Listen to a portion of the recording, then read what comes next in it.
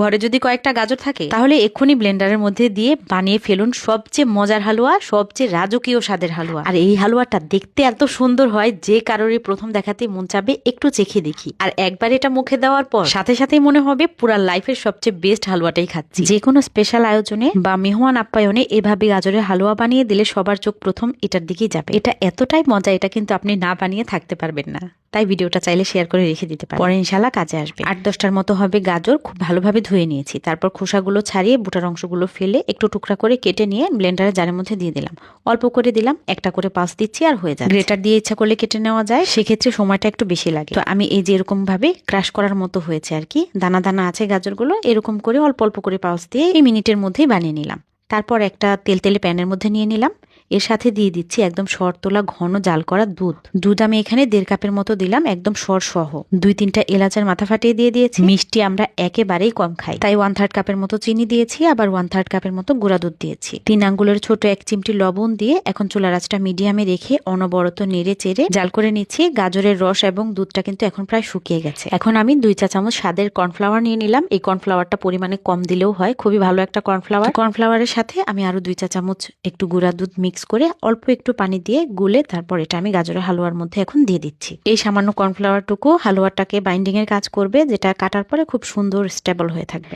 এখন আবার অনবরত একইভাবে নেড়ে চেড়ে যাচ্ছি। যখন হালুয়া প্যানের গায়ে লেগে যেতে শুরু করেছে তখন এর মধ্যে 2 টেবিল চামচের মতো ঘি দিয়ে দিলাম। এর সাথে আরো কিছু গুঁড়া দুধ দিয়ে দিলাম। এই পর্যায়ে মূলত মাও ব্যবহার করলে স্বাদটা ভালো হয়। আমার কাছে মাওয়া না থাকার কারণে আমি ঘি আর গুঁড়া দুধ দিয়ে দিলাম, এতে করেও আসল টেস্টটাই পাওয়া যাবে। তো হালুয়াটা নাড়তে গেলে যখন এরকম দলা বেঁধে কায়ের মতো উঠে আসছে তখন এটা আমি প্যান থেকে নামিয়ে একটা সমান পাত্রের মধ্যে রেখে মোটামুটি চেপে চেপে একটু সমানভাবে বিছিয়ে দিই। পাত্রটার গায়ে আগে থেকে একটু ঘি মেখে রেখেছিলাম। হালুয়াটা চাইলে কিন্তু এই পর্যায়েও খাওয়া যাবে, কিন্তু স্বাদের তো শেষ নেই। স্বাদ আরো বাড়ানোর জন্য আমি একটা পাত্রের মধ্যে আগে থেকে জাল করা ঘন দুধ নিয়ে নিলাম, 1/2 লিটার। 1 লিটার দুধকে জাল করে 1/2 লিটার করা হয়েছিল।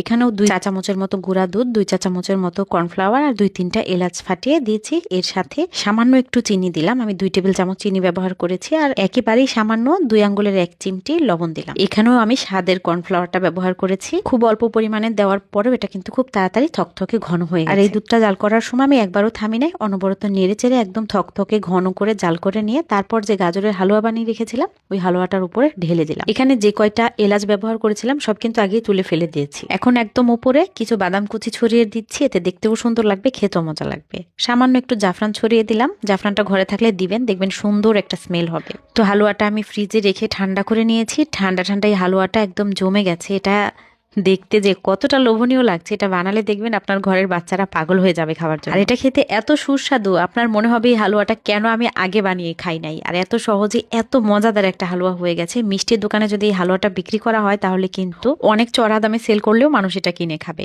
আমি এটা কেটে যখন প্রথমবার একটু মুখে দিলাম তখনই ফিল হলো যে বেস্ট একটা হালুয়া খাচ্ছি। শুধু আমি না, আমার বাসার সবার কাছে এটা বেস্ট লেগেছে। একবার হলেও এটা বানিয়ে দেখবেন, ইনশাল্লাহ আপনি খুশি হয়ে যাবেন। আজকে চলে যাচ্ছি, আসসালামু আলাইকুম।